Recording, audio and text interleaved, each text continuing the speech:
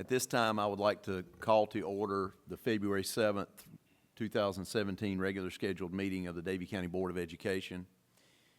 And the first item on the agenda is to adopt the agenda. Do we have a motion to adopt the agenda? We have a motion by Mr. Drexler. Do we have a second?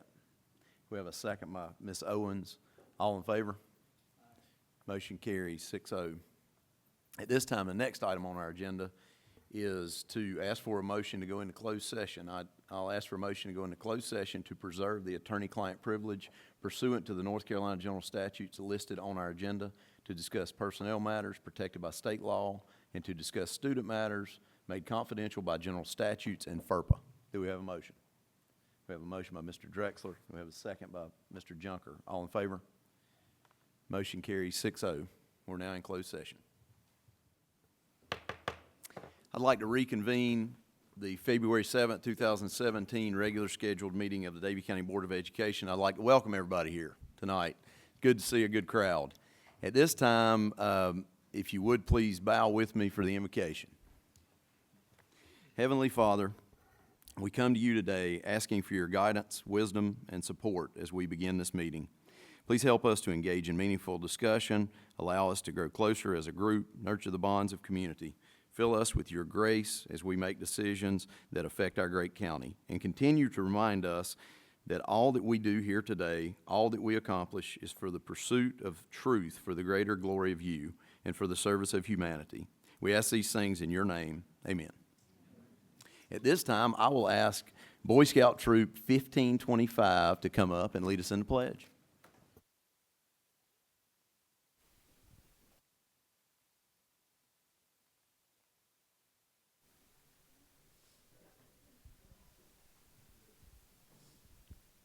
I pledge allegiance to the flag of the United States of America and to the republic for which it stands, one nation, under God, indivisible, with liberty and justice for all.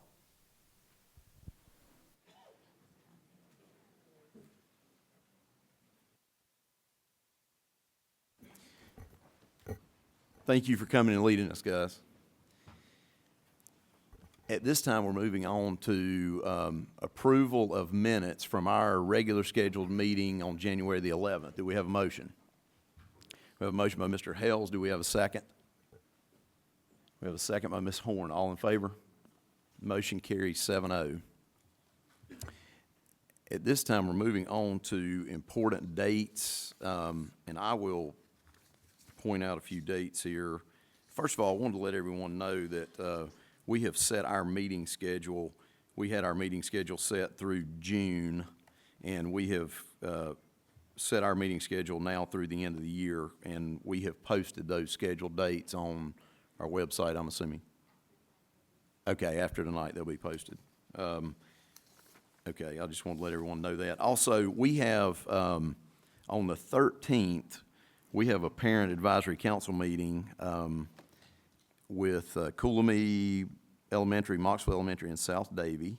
And on the 23rd, we'll have lunch at Canancer Elementary at 12. Then we have our next parent advisory meeting is with Central Davie, the early college, and the high school, which will be on March the 1st. And then we'll meet back here on the 7th at 6 o'clock for our next monthly meeting. And with that, I will turn it over to Dr. Hartness for her superintendent's report. Thank you, Mr. Chairman. Good evening, everyone. It's good to see everyone out tonight. I have just a couple issues to share with the board tonight, one of which is the issue we're hearing about in the news on the K-3 class size. So I have several slides that I want to share with the public and with the board tonight to try to explain that issue and how it has an impact on Davie County schools. Before I start that, I want to thank those board members who participated in the Smart Start Hoedown Friday night. I think we all had a good time and raised a lot of money for getting our kids on the right track in preschool. But it's great to see you all actively involved in community efforts, not just with the school system, but in so many other things. And I want to say thank you publicly for that. We appreciate you. So this is an issue that we're hearing about a lot in the news. There are people concerned about school districts cutting the arts or cutting other positions. And what I wanted to do tonight is just to provide you with some information on how this provision in the last year's General Assembly budget would affect Davie County schools, and how we might deal with this issue moving forward. To give you some background, and board, I'm going to pass these around. If you will pass them around, gives you a copy of the slides that I'm referring to, and we'll post this presentation after the meeting as well.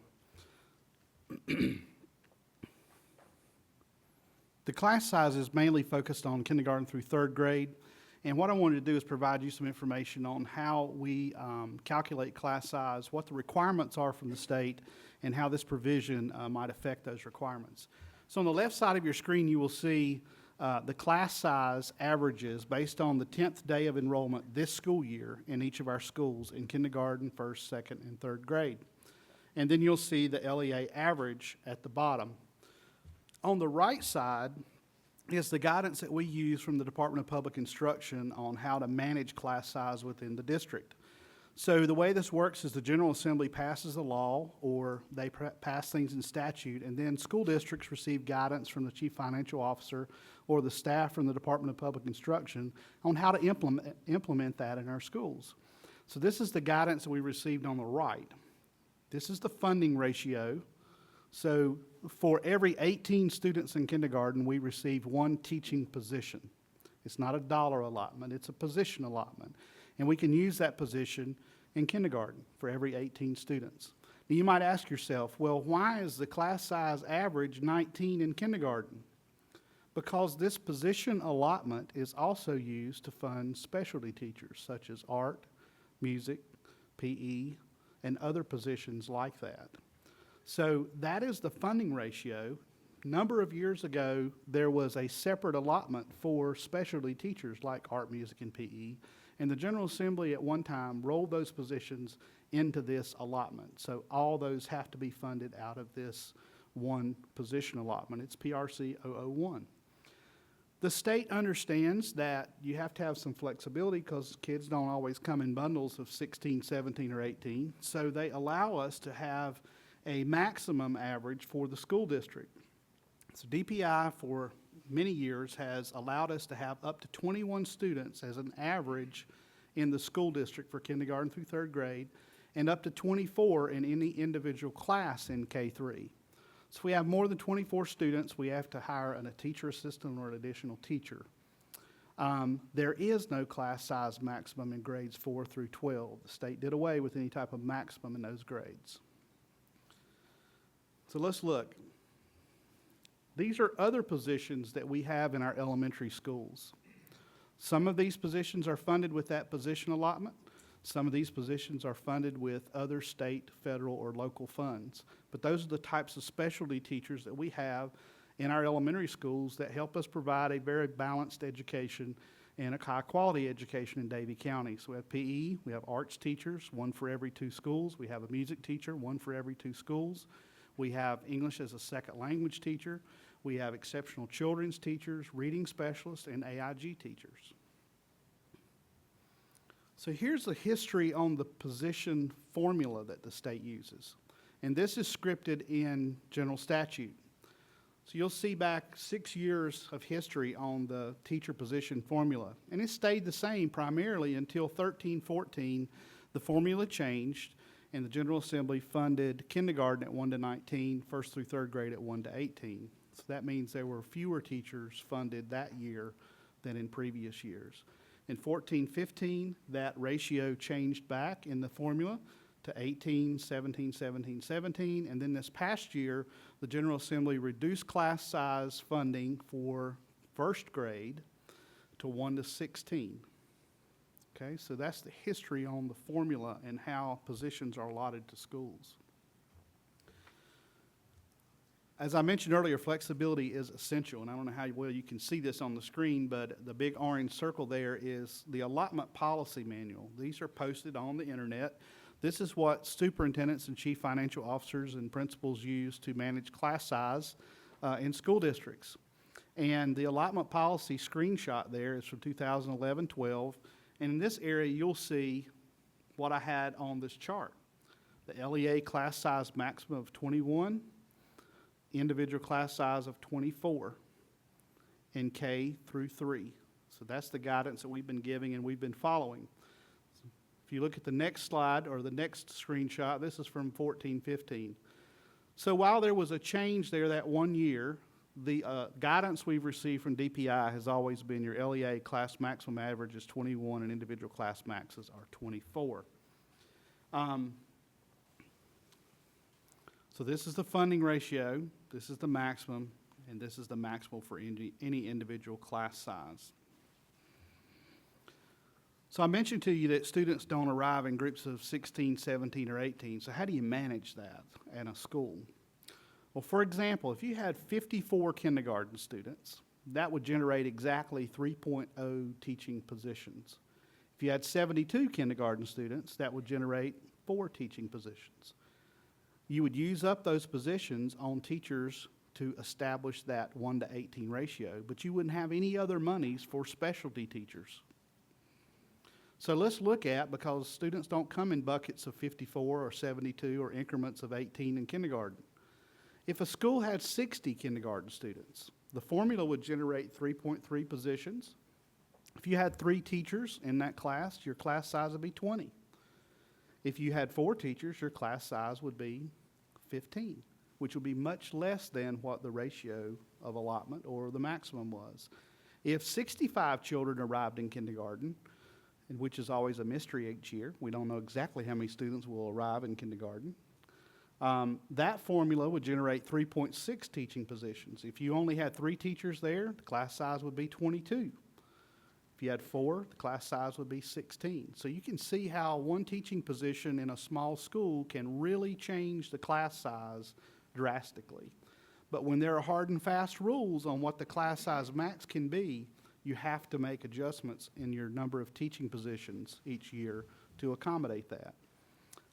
So for example, you're going to see at times that there may be 4 third-grade teachers at a school this year and only 3 next year. Based on the size of the class that comes into that grade, principals have to move folks around in their building up or down grades to accommodate class size in our schools. So there's a new law in 2017-18 that was in the final budget bill, and the new law essentially says we're going to change the rules. We're not changing the funding ratio. The funding ratio remains 1:18 in kindergarten, 1:16 in first grade, 1:17 in second and third grade. But we are changing the rules in that the LEA maximum average is equal to what we funded. You see how that could pose a problem if you're funding other teaching positions out of this allotment. And then the individual class size max is 3 above. So if we applied that new ratio to our current enrollment this school year, this becomes the class size in our schools, with the LEA average matching the funding ratio that's outlined in statute, 18, 16, 16, and 17. To do this and to obtain this based on this year's number takes 15 additional teachers. If we were to have the same ratio of teacher assistants to teachers in K3 that we have now, it would take 10 additional teacher assistants.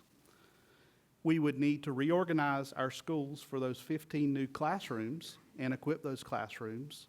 In many cases, we have some space available in our schools that we could turn into classrooms. In some cases, we would turn computer labs back into classrooms. And in a case, there's a potential that we would have to purchase a mobile unit to go to school, or to move a mobile unit that we have at another school now to accommodate 15 classrooms. The options, other than purchasing new teachers, this is the scenario, the first 2 bullets are scenarios if you were to add personnel without doing anything to your existing personnel. If we didn't have those additional resources, the options would be to eliminate other positions in the school district, K-12, to eliminate specialty positions, or to increase class size in grades 4-12 where there is no maximum set by the state.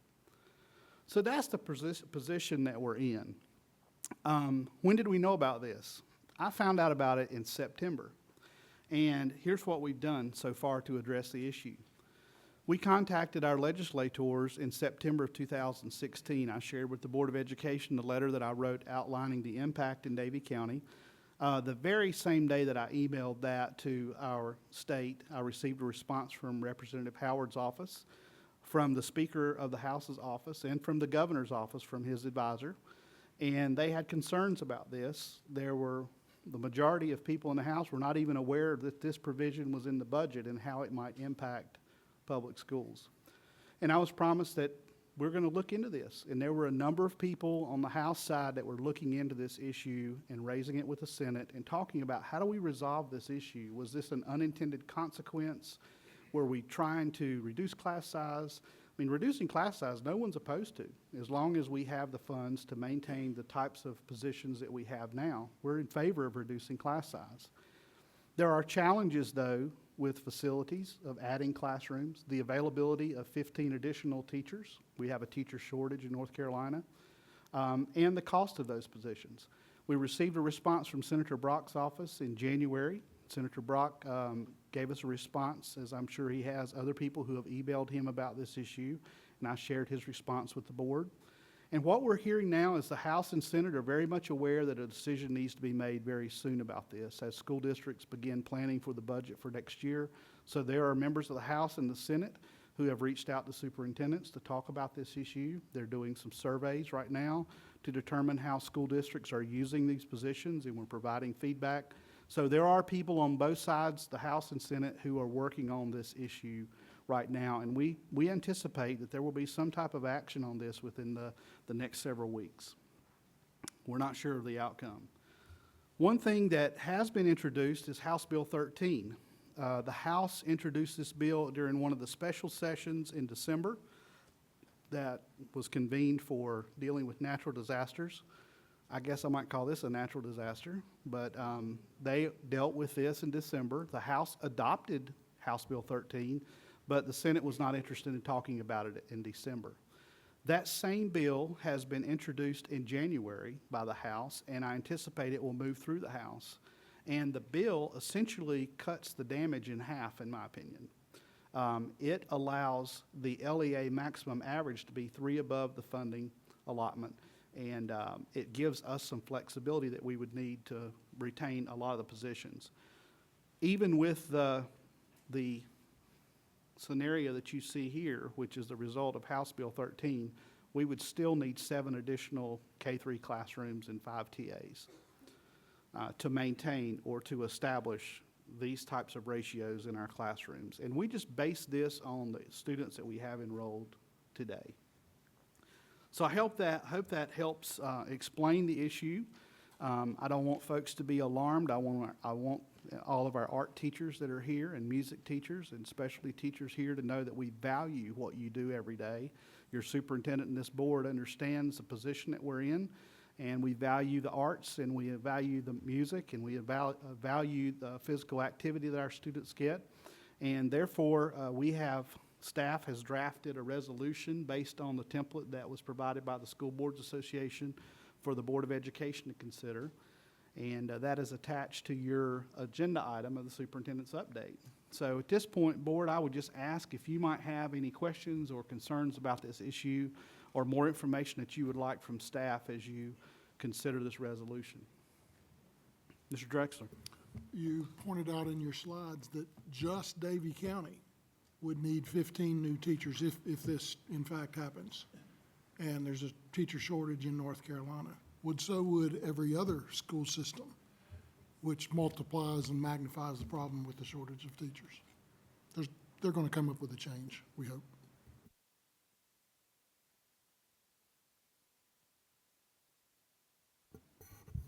Have any other questions, discussion?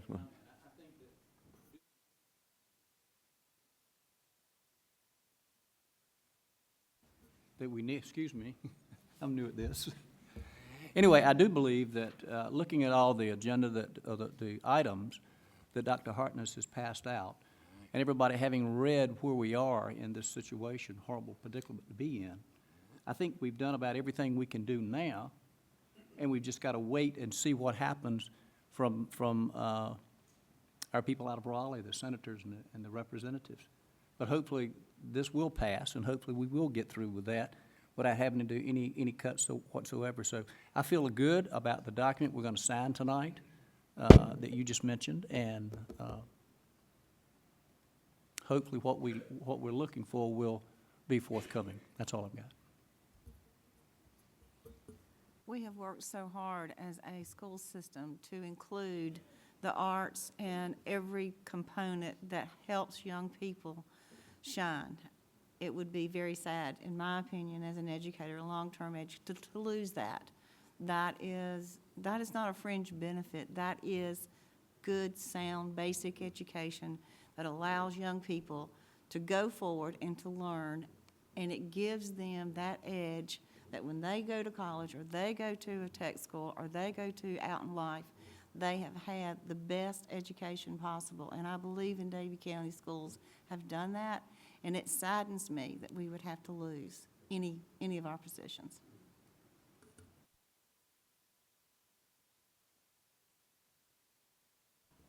Have any other comments, questions?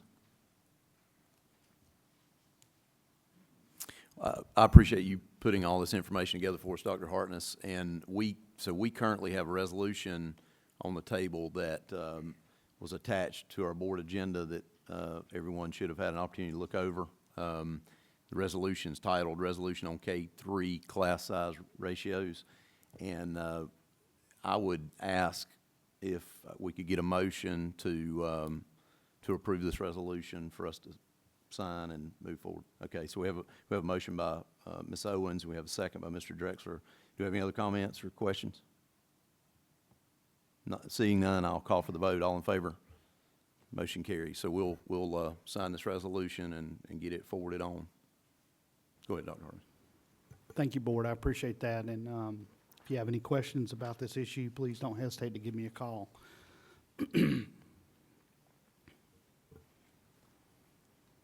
At this time, we're moving on to, are you finished with your update? All right.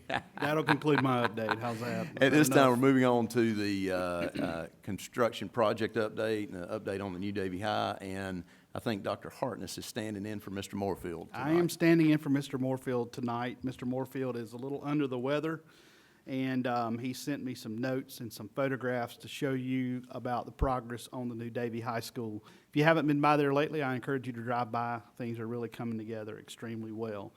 Board, we don't have any change orders to bring to you this month. Right now, everything is on schedule for the entire project to be complete by the end of May. Work continues on the tower building, that three-story building that's our academic wing. They are getting ready to turn that over to us in mid-March so that we can begin installing furniture and technology into that building. Our technology staff will be installing some of the technology infrastructure in that building coming soon. There's sprinkler piping installed in the area around the performing arts rooms. Stairs and mezzanine railings are being installed in the CTE building. There are metal stud walls being framed in the auditorium. Site work has resumed. We've had some good weather here at the beginning of February. Installation of curb and gutter in the staff parking lot. Terrazzo's being polished in segment C. Ceiling tiles going in on the third floor in several rooms and in the hallway. Work has started on the site retaining wall footings for the softball field. And if you've driven by, you might notice 4 large Musco light poles are in place to light the football field. So those things are coming along extremely well. I'll just share a few pictures that Jim has shared with us. This is inside one of our classrooms. Can't see the lighting real well in this shot, but you can see that the VCT flooring is down. There are cabinets and casework has been installed. Marker boards are on most of the classroom walls now. There's tile in the main hallway or in one of the second or third floor hallways. Restroom petitions, sinks, tile and painting is complete in most areas. A lot of the landscaping continues. Big propane tank in the very back. Nice logo there. And then lastly, you'll see the lights, the football field. So want to encourage everybody to drive by and take a look. We're looking forward to lots of hard work by a lot of people this summer as we move the high school to the new location. And with that, I will leave you with this free advertisement. The brick fundraiser order deadline is February 17th. That's coming up soon, so if you're interested in having a brick paver at the new high school site, please go online and place your orders or come by our office. Mr. Chairman, that concludes our construction update for tonight. Thank you for that update. Looks like things are moving on nicely for February, winter month. They're moving on nicely. I was out by the site this morning, and it is really coming together. At this time, we're moving on to the recognitions, and I'll turn it over to Mr. Wallace for a minute. Thank you, Mr. Chairman, Board. This one's not on your list because we're able to make this a surprise. But we have someone that's a part of our staff that is serving as a state president. And there's a very nice article that was written in the Maintenance Beacon that says a lot of good stuff about Mr. Michael Spillman. And I may be in trouble because his wife said I might need to do this after he presents tonight. Michael has been a part of the North Carolina Public Schools Maintenance Association for 20-plus years. He has served in District 7 as the president, vice president. Last September, he was recognized as earning the Member of the Year Award, and that's when prior to that, he served 3 years as vice president, and he is now serving as the state president for the North Carolina Public School Maintenance Association. And we've taken this article and framed it for him, and we're very, very pleased with Michael, and I'll tell you, I depend on him tremendously. And I did throw him 2 curveballs yesterday, and he got upset with me. Well, then this is a curveball for him tonight, but it's a positive curveball. So would you join me in congratulating and thanking Mr. Michael Smith? Michael.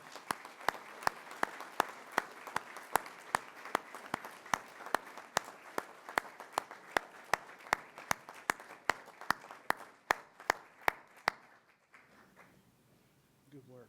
All right, I think we're rolling into, Mo- I don't have an agenda in front of me. We're moving on. Next item on recognitions is a Rescue House shoes donation recognition.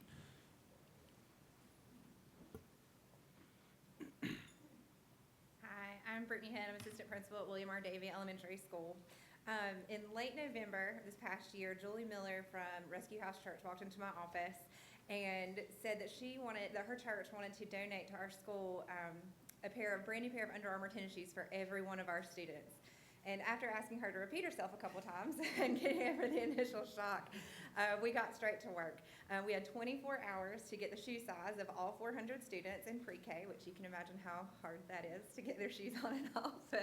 And after that, Julie and Pastor Matt and the Rescue House Church, they took over, and they had 3 weeks to get all of the shoes to us before students left for winter break.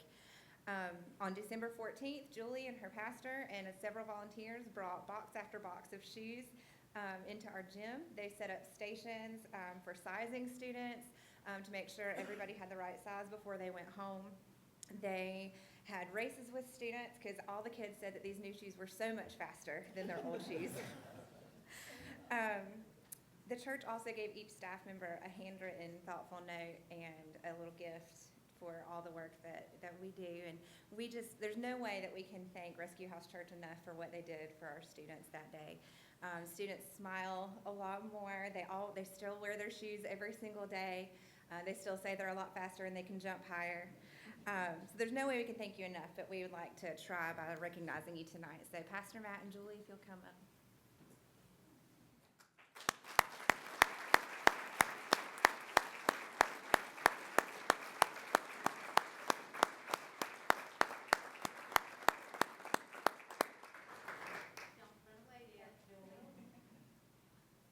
I get the opportunity on behalf of the board to thank you guys. Rescue House is my home church, and I'm proud of you. So thank you guys.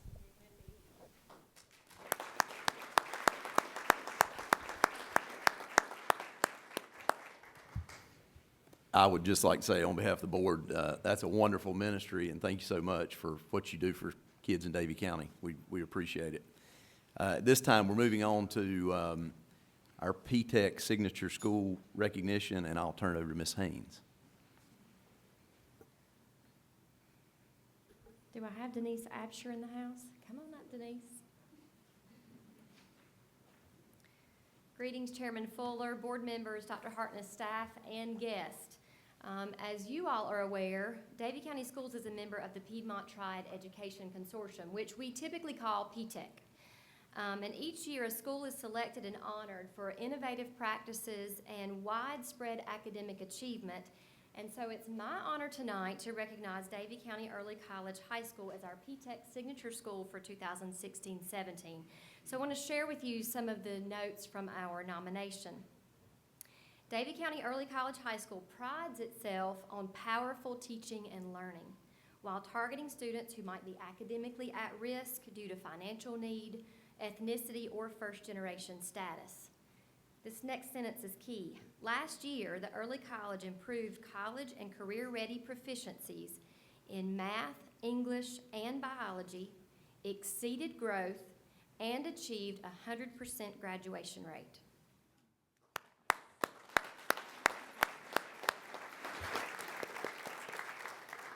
Teachers utilize common instructional strategies, protocols, they have common language, they prioritize student-centered classrooms, they focus and emphasize on developing students' soft skills and students' ownership of their own learning.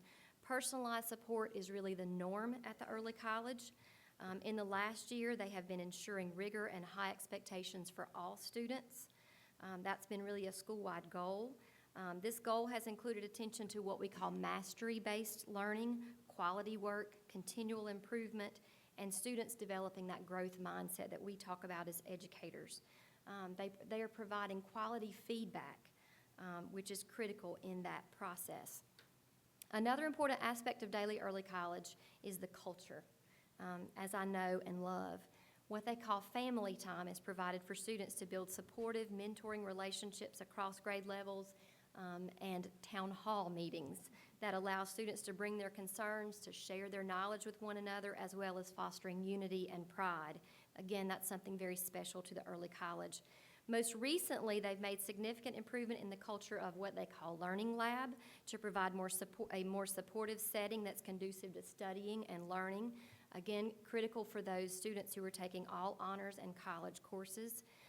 All students are assigned a Learning Lab time to complete their academic work, as well as some of them having student contracts used for one-on-one support time and time management and organization. But I have to say, going back from the very beginning, the success and the achievement of this school is a result of the dedication and the leadership of the staff, and what we call that whatever it takes mentality. These folks are willing to do whatever it takes to go above and beyond to meet students' needs. So it is our pleasure to recognize Davie County Early College High School as our signature school. Congratulations, Ms. Absher.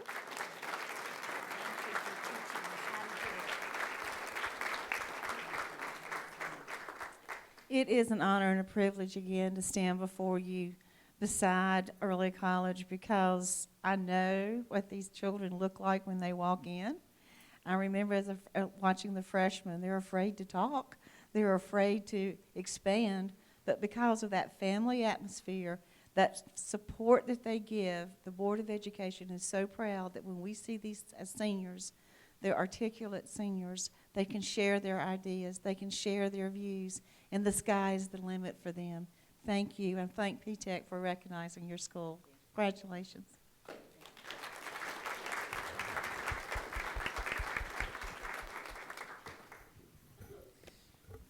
Congratulations, Ms. Absher. At this time, I'm going to hand it off to Mr. Wallace and Mr. Haggerty for several recognitions here. I'll let them get started with the William Ellis girls soccer team. All right, thank you. But we do have quite a few recognitions tonight of our teams and our student athletes, but I want to say thank you to our parents, because I have two children, understand the dedication, the time it takes. Student athletes, I want to say thank you to you. Coaches, I know what you do, and it means a tremendous amount to families and kids in our community, so thank you very much. Ms. Leah Reynolds, would you come up, please, and share a few things about your success this year with your ladies' soccer team? This year, we went undefeated, and I don't like to attribute that to me. I'm just there for support. It's more about them putting everything together, and I just thank them for all of their hard work, and what they put into the team, what they put into it, they get out of it. So I appreciate them and what they do and let me do with them. I do. Could they come forward? Can you recognize them, please? These are my two captains, Emma Helton and Rachel Devereaux. Congratulations. Congratulations on your job. Good job, Will. There you go. You're welcome. Absolutely. Mr. Wallace, Yes, sir. on behalf of the board, I'd like to thank you as a coach and all the moms of those girls, and the girls especially, for doing all that it takes in the classroom and on the field to be as productive and as successful as you were. That's a tremendous honor. Thank you.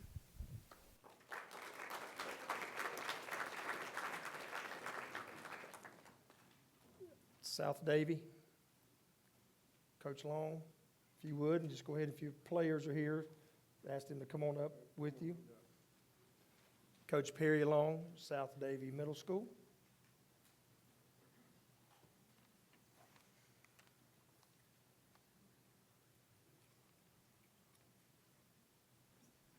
How y'all doing tonight? Good. Like I said, I am the head football coach here at South Davy. These guys, we started out during the summer. These guys come to practice, and this is just a little part of our team. We start out 2 weeks after school get out, and these guys work hard. I told them that these guys will have a good season, and we started that this summer. We put that in their heads. They work. Anything that I asked them to do, they would do it. These guys worked tremendously. They was unreal. Like I said, my coaching staff, these guys, come on up, guys. That's a couple part of our coaching staff. And they position coaches. Like I said, these guys coach receivers, linebackers, DLs, and there's some more coaches, offensive coordinators and stuff that's not here. Like I said, I'm just the captain of this boat, but they make it run, you know what I'm saying? So these guys is a big part of South Davy football team. They come every day. Some of them have other jobs. Some of them come from Winston-Salem, and they there every day. So I got to give thanks to these guys being a part of South Davy football. Thank y'all.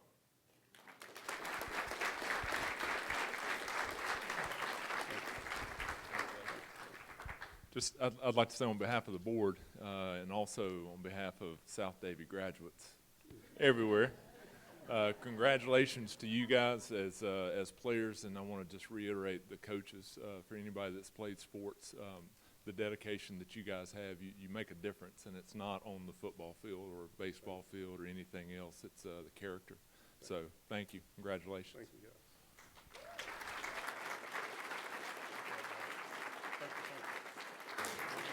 Mr. Chairman, I'd say they're making a name in middle school athletics. That girls' soccer team from Ellis was 8-0 in one tie, 53 goals, and that football team was undefeated, so it's pretty incredible.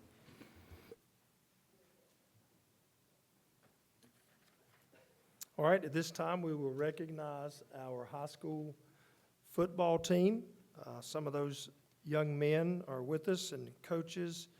And I will start out to the point of Dr. Hartness. This team went 12-2, losing to the same team twice. And that team went on to be the state champion, which was Dudley. And so wonderful season, 6-0 in the conference, the Central Piedmont Conference. And Coach Devericks, you'll come on, but right here, I will mention him. Been in his classroom when he taught elementary school, been in his classroom when he's in high school now, watched him on the field, had the pleasure of coaching my own son. What you see is what you get, and that's good, and it matters. Right here is your CPC Coach of the Year as well. So before we move into any farther, just Tim Devericks, Coach of the Year.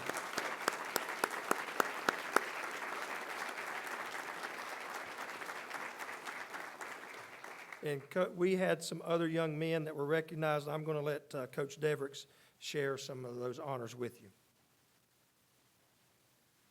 Well, thank you for having us here tonight. You know, it's every goal for every team, you know, and it's good to see, you know, the Ellis soccer team come out, the South Davie football team that's going to feed right into our program. But it's every team's goal every year to come out and finish on top. And we are going to recognize some individuals, but what I'd like to say is, you know, Ms. Haynes, you referenced culture a little bit ago, and we try to create a culture of brotherhood in our football team.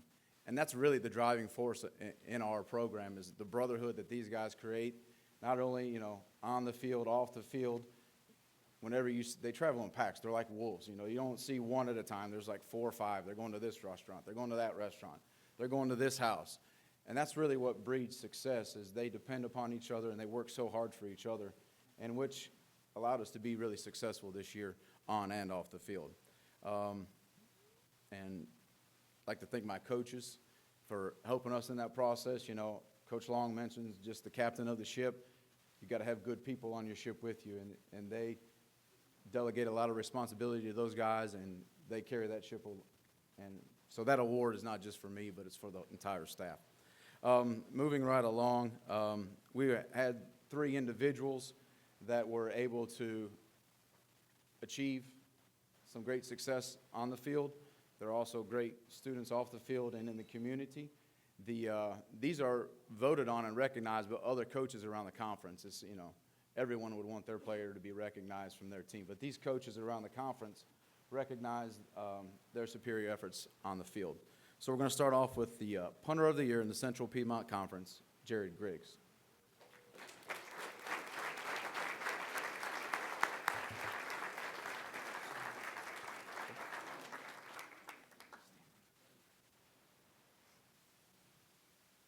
The Defensive Player of the Year in the Central Piedmont Conference, James Boyle.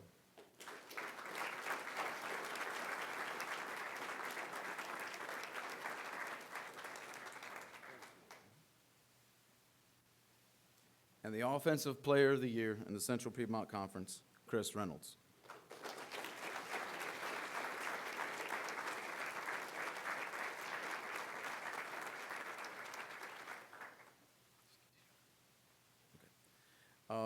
We have one other recognition, and this is a statewide honor. At the end of the football season, North Carolina gets a team of football players together, and they play a team from South Carolina. It's the Shrine Bowl. And, you know, we didn't have anyone on that team to start with, but, you know, by Dudley beating us and advancing, their quarterback got knocked out. And the team we beat earlier in the year in a different division, they ended up going on and playing the state for the championship. So 2 quarterbacks were playing in the state championship game, and due to the situation down east earlier in the year, you know, some schedules and dates conflicted, and so North Carolina was left without a quarterback for their Shrine Bowl team. And, you know, I got a call Monday morning, and we were able to have a Shrine Bowl player this year, and Shrine Bowl, we'd like to recognize Chris Reynolds for quarterback as well.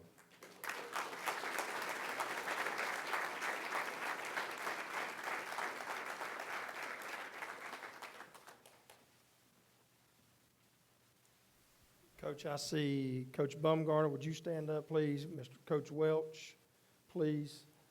Who else do you have here? Is that it? Thank you, both of you. And Miss Long, I see you, so I better thank the coaches' wives. That's for sure, right? You are very welcome. Thank you. And if there's other wives here, I'm sorry I've missed you, but I want to make sure we get the whole group there. All right. At this time, we'd also like to recognize one of our young student athletes is the tennis player of the year. So, Coach Bullens, would you come up and recognize or just say a few words about Laura? Yeah, I'd like to take this opportunity to, thank you. Recognize Laura Becker, Central Piedmont Conference Player of the Year. Congratulations, Laura.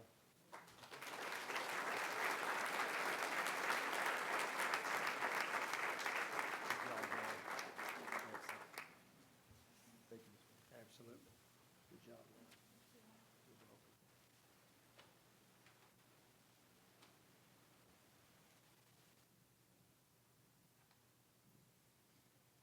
Mr. Chairman, it's my pleasure to recognize an older athlete. Could I ask Dr. Bill Steed to come up?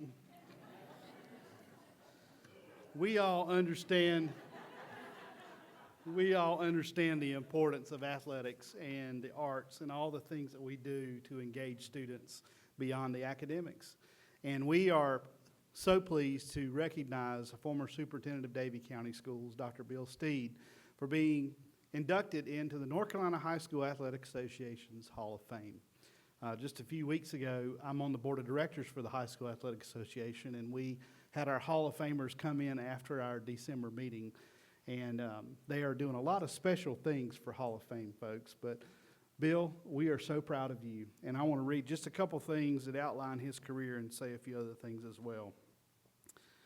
Dr. William Bill Steed. After graduating from East Carolina University, Bill Steed began his career as a social studies teacher with Moore County Schools. Little did he know that his decision to do so would lead to a 43-year career in public education that would see him serving as an assistant principal, superintendent, and on the High School Athletic Association Board of Directors, and a charter member of the North Carolina Association of School Administrators. He is one of a select few individuals who have served on the NCHSSAA Board of Directors president seat on 2 occasions. Dr. Steed grew up in Robbins, where he played 8-man football in high school and was selected to the Raleigh News and Observer's annual All-East 8-man football team in 1962. He spent 20 years as a superintendent in several school districts, including 14 years here as superintendent of Davie County Schools. While at Davie County, he served on the High School Athletic Association Board of Directors, as well as the chairman of visiting committees for the Southern Association of Colleges and Schools on 6 occasions. Bill and his wife, Marie, are longtime members of First United Methodist Church here in Moxville, and they have 3 adult daughters. Bill, you're a tremendous part of this community. You've had a tremendous impact on thousands of lives throughout your career, and you put your stamp on this school district, and we're really, really proud of you. I know in 2007, I was named superintendent of Mount Airy City Schools, and I walked into a situation where the district was in kind of turmoil until he showed up, and he was serving as the interim superintendent. And as I talked to staff those first few weeks on my job, I kept hearing how Bill Steed was the calm in the midst of a storm. And I see that over and over. And I was so fortunate, just a few years later, I arrived here in 2011. Guess who the interim superintendent was? Bill Steed. And I told him he can't do any more interims. I'm not doing that again. But Bill has been a friend of mine for a long time. He has been a personal mentor of mine. He's a man that I look up to. I enjoy sharing Rotary meals with him every Tuesday and being able to pick up the phone and talk to a very wise man about school issues. And he is a tremendous advocate for public education, and I would like for you to please join me in congratulating him on being recognized on his induction to the Hall of Fame. Congratulations, Dr. Steed.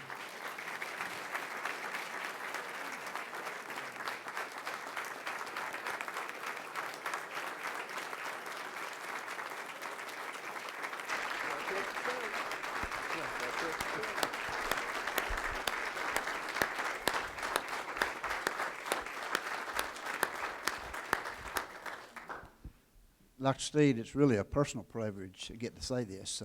Don't be getting emotional on me now. He and I have been good friends now since he came here in 1988. I was a junior high school principal back in those days, and he came here as superintendent and moved me around different places, and me begging him, please don't move me, and he did it anyway. But we have had tremendous respect for each other, and he has been my mentor. So that's why it's such a privilege. Thank you, Chad, for allowing me to do this. He's been my mentor since 1988, and our offices were side by side, I guess, for about 5 years. And it was really hard to have a private conversation, one not hearing the other one. And I could tell you stories about him coming over and correcting me a few times, but I won't do that. But I will say this. His love for high school athletics was evident from the first time I met him until the day he walked out the door. And I just can't say enough about how much this honor is something that you really have earned. He's given countless hours, and the people in this state have recognized it. I run into people all the time who ask me how you're doing. So we love you, and congratulations.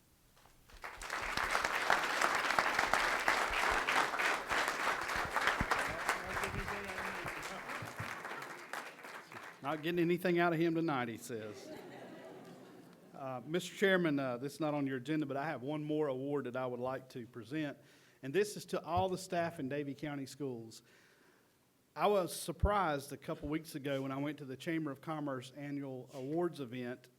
There is a voting online for different awards in Davie County to different businesses and organizations, and I am proud to share with you that we received this award, Davie County Schools, Best Place to Work in Davie County. And I think that says a lot about the culture that our staff has created, the leadership that's in our schools, and the progress we're making in public education. I just want to say congratulations to all of our staff. This is a wonderful place to work. Thank you.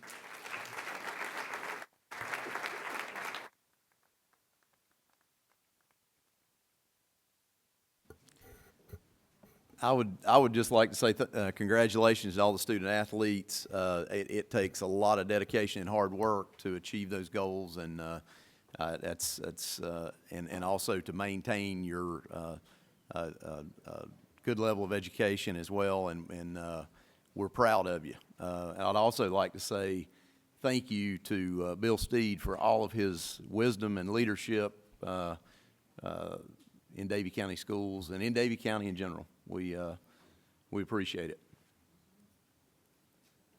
And I'll pause for just a second before we move on to consent agenda. Folks want to leave.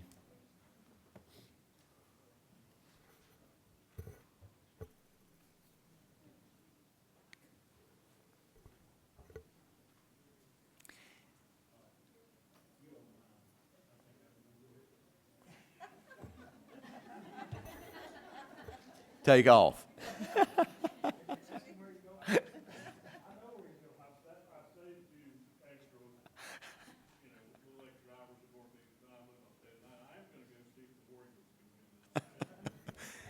Congratulations again, and thank you. At this time, we're going to move on to our consent agenda, and I'll ask for a motion to approve our consent agenda. We have a motion by Mr. Potts. Do we have a second? We have a second by Ms. Horn. All in favor? Motion carries 7-0. At this time, we're moving on to business items, and first up on our business agenda is the Weimar Davie Elementary Gym and Kitchen Roof Replacement, and I'll ask Mr. Spillman to talk to us about that. Dr. Hartness, staff. This first, I'm going to present a few things tonight, so my reputation precedes me. But this is part of our 10-year facilities plan with scheduled roof replacement. So we did a pre-bid meeting at Weimar Davie Elementary School for the gym Thursday, January 5th, 3 o'clock. Staff invited 5 contractors, 3 contractors, Genesis Roofing Company, BRS, Conover Roofing, attended the meeting. It is the recommendation of staff to accept the low bid of Conover Construction and Roofing out of Hickory, North Carolina, to replace the roof on the gym and the kitchen, and accept the bid alternate number 1 to replace the existing EPDM on the connecting breezeways for the total amount of $83,800. Okay, so we have a recommendation on the table from staff to enter into a contract with Conover Construction Roofing of Hickory, North Carolina, in the amount of $83,800 for roof replacement. Do we have a motion? We have a motion by Mr. Drexler. Do we have a second? We have a second by Mr. Potts. Do we have any discussion, questions? Yes, sir. If I could, with regard to Conover, do we have any past experience in Davie We County did. Schools as They far as actually dealing with put it? the roof on this building right They here. put a roof on this building, Yes, and sir. obviously they did a good job, right? Obviously, they did. You've answered my question. Thank you. Thank you. Okay. When will this project start and finish? I believe the ending date on it was May, the end of May. So it'll start just as soon as we get, the project approved tonight, and then the PO started and all that stuff, so it's pretty immediate. Because they can work around, the kids and the staff by working on the gym and a couple of small areas. It's typically not a problem. We have to do that on a regular basis. Do we have any other questions, comments? Seeing none, I'll call for the vote. All in favor? Motion carries 7-0. Thank you, Mr. Spillman. On to the You're next. welcome. Our next item up is for the door access system for the new Davie County High School.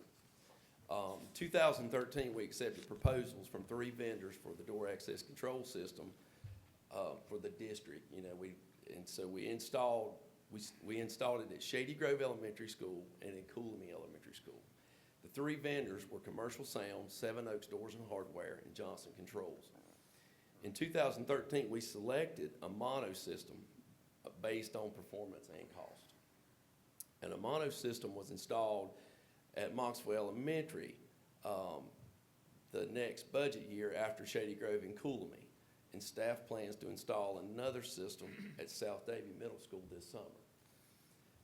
It is a recommendation of the staff to that Commercial Sound of Winston-Salem, North Carolina, install the mono door access system at the new Davie County High School for the quote amounted of $32,278.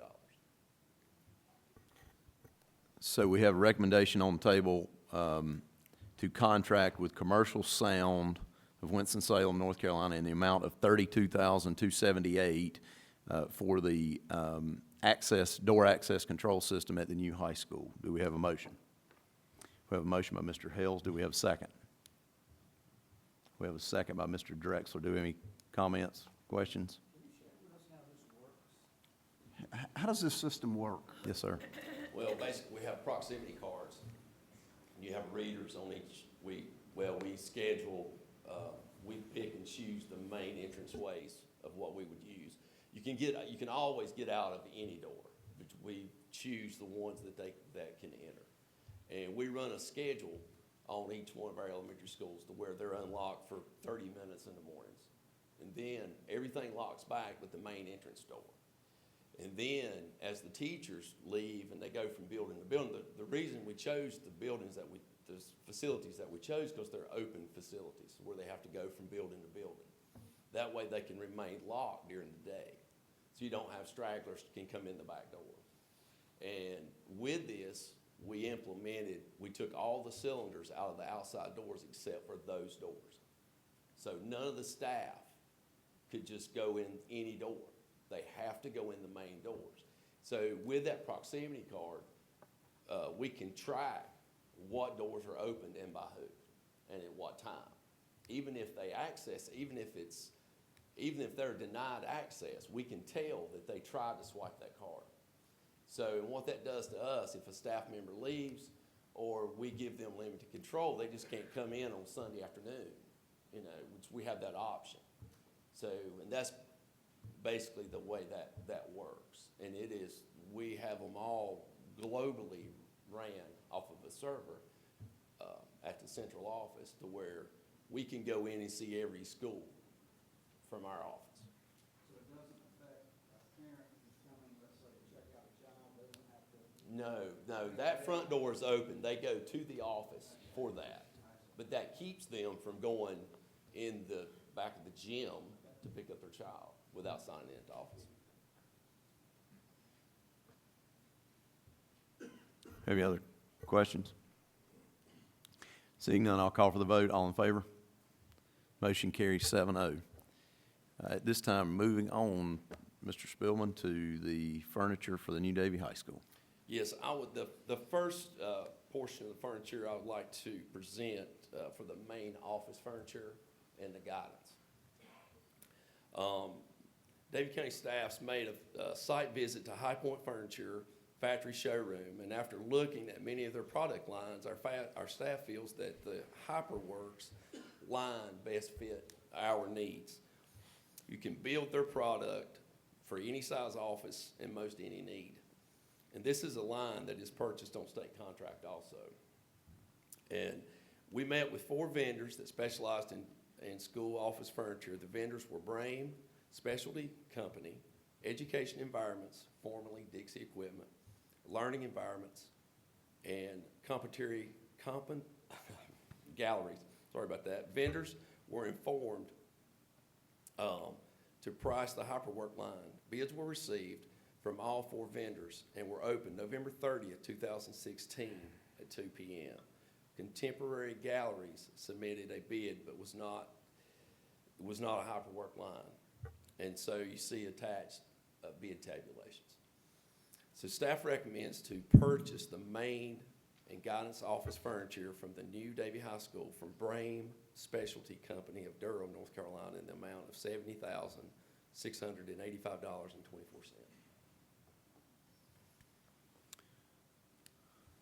Okay, so we have a recommendation on the table to contract with Brame Specialty Company in the amount of $70,685.24 for furniture for the main and guidance offices. Do we have a motion?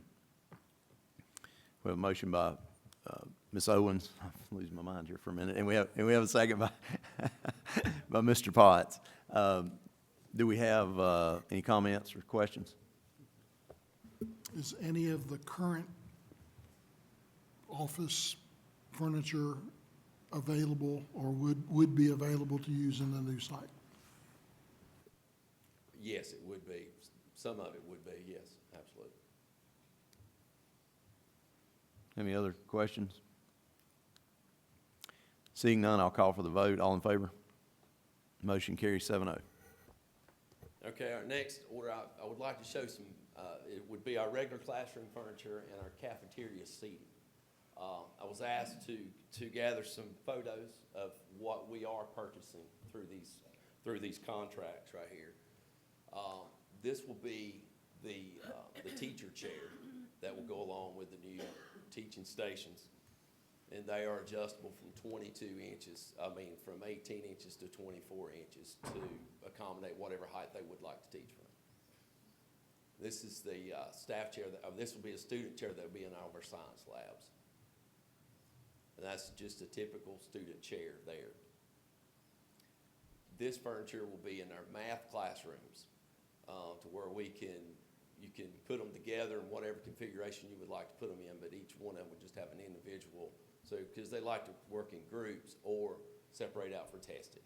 So we met and really labored over the best scenario for this, and this is what we came up with for the math classrooms. And this is our new science tables. They're a lot lighter and less cumbersome than the old oak wooden science classrooms. They will have the Kim Surf top on, just like the old ones, with fully adjustable legs. And this is a computer table that we're going to purchase without the tower. This is an old photo, of course, with the big monitors. But that's what they have. And that's the computer monitors you're going to get too. So we bought those really cheap. But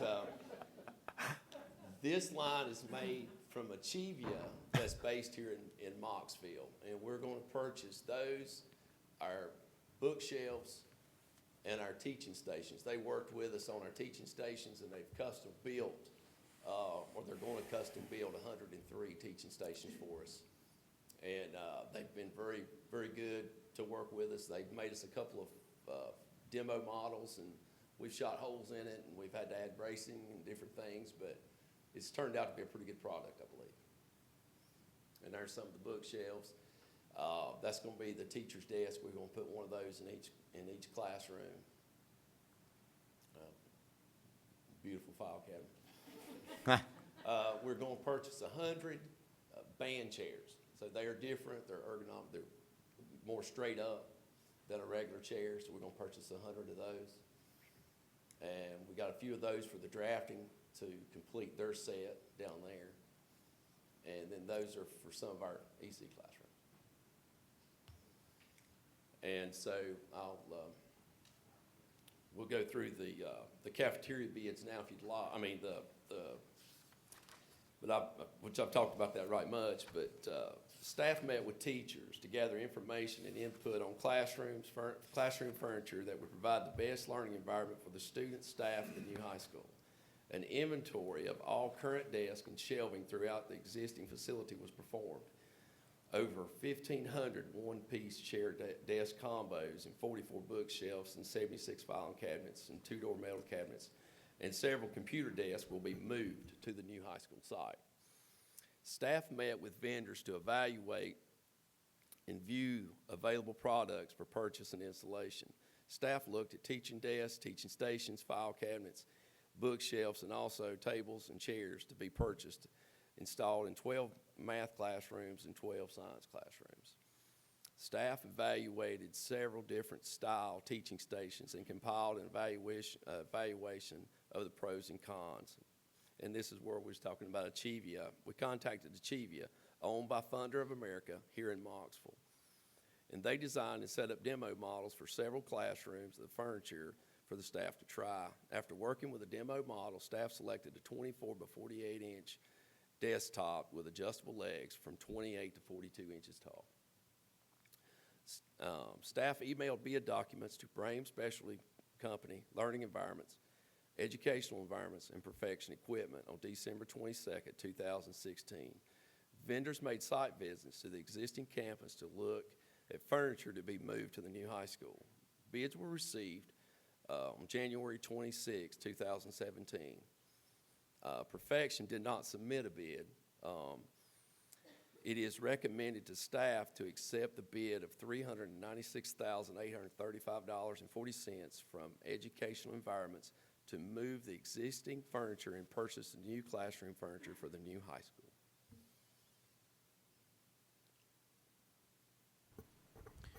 So we have a recommendation on the table to enter into a contract with Educational Environments in the amount of $396,835.40 to move existing furniture and purchase the new classroom furniture.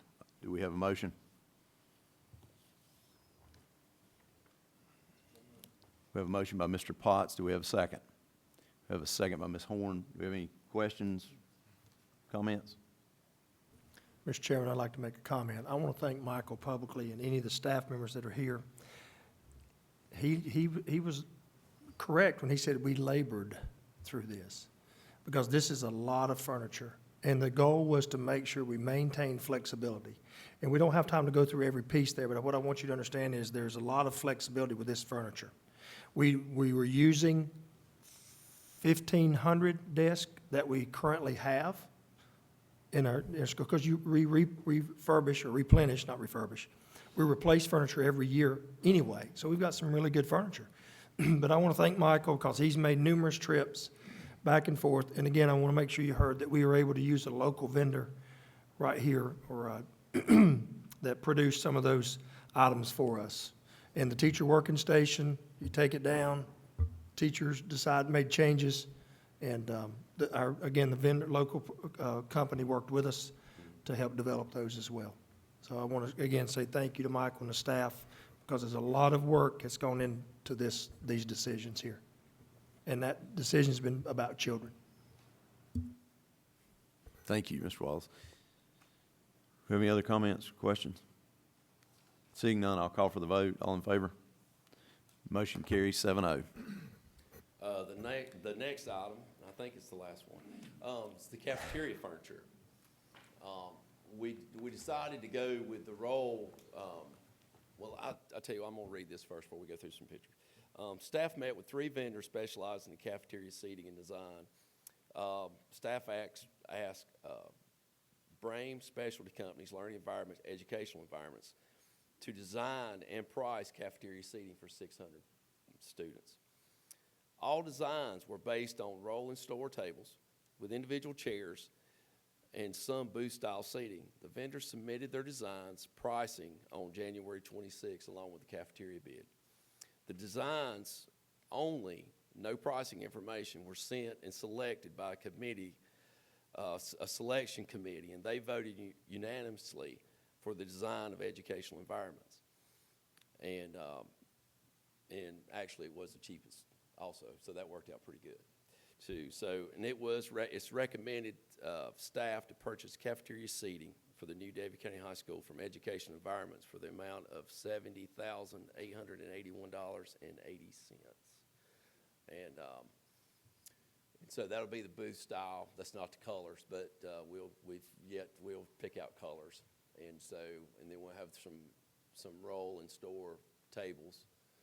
And then we decided to do the same style seating as we'll have in our cafeteria as we will in our classrooms. And then if we have a function in the gym or need extra seating, they will be right there readily available in the cafeteria and commons area. So that's going to work out very well for that.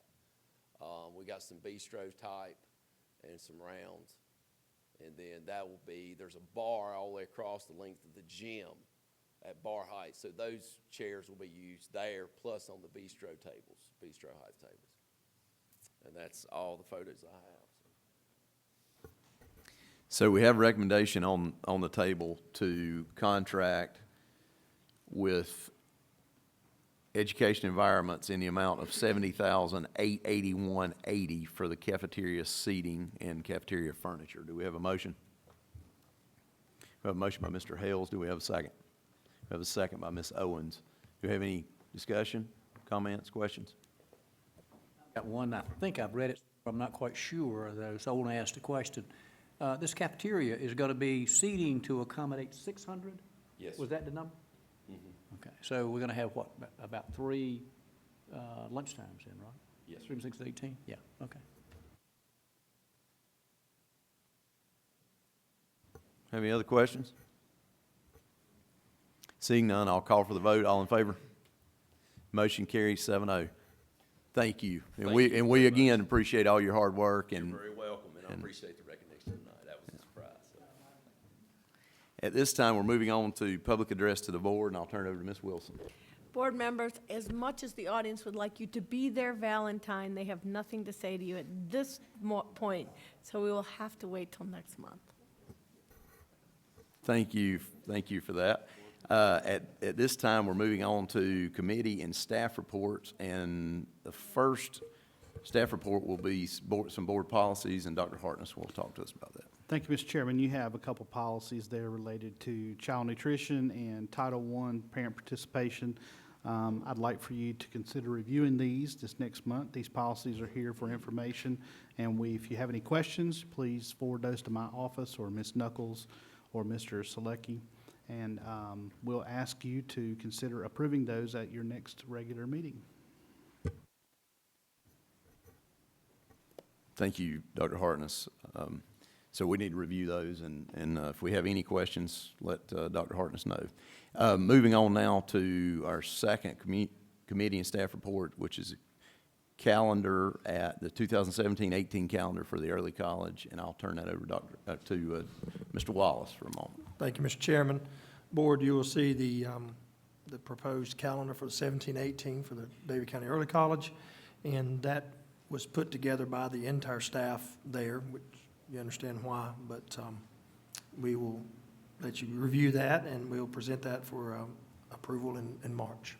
Be glad to answer any questions if there are any.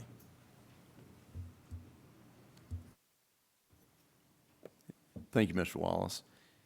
At this time, it looks like we have come to the end of the meeting, and I will ask, if there are any board members have any comments first. Dr. Hartness, I'm sure you've had contact with Miss it was Smink, and I believe her name has changed now, but could you give us an idea how she's recovering? Ms. Miller's doing really well. Miller, okay. Yes. Okay. She's still working from home a lot? Okay. Have any other? You folks have been here for the whole meeting, and there's a lot of people that left early after the recognition part, and that's one of the things that I have been amazed since I've been on the board, is that the board spends time and the staff puts the agenda together that we approve and then just go through it one after the other. But the amount of recognition that's given to folks that deserve the recognition.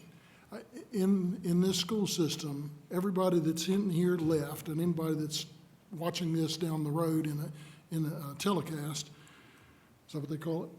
Videocast? People in this community need to be just amazingly impressed with the caliber of students and athletes that we have here. It's a statement to the parents that provide transportation. It's to the Little League coaches that start them way back early on, teaching them right things and the right way to be. All the way through the high school coaches that talk about that family and that other things besides X's and O's and knocking people down and running over people. It's an amazing kind of thing that we have in this county. And if you don't recognize that already, I just wanted to speak to that just a minute. Thank you. Thank you. Do you have anything else? Seeing nothing else, I will say thank you to everyone that came out tonight, and I will ask for a motion to adjourn. We have a motion by Mr. Hales. We have a second by Mr. Drexler. All in favor? Motion carries 7-0. We are adjourned.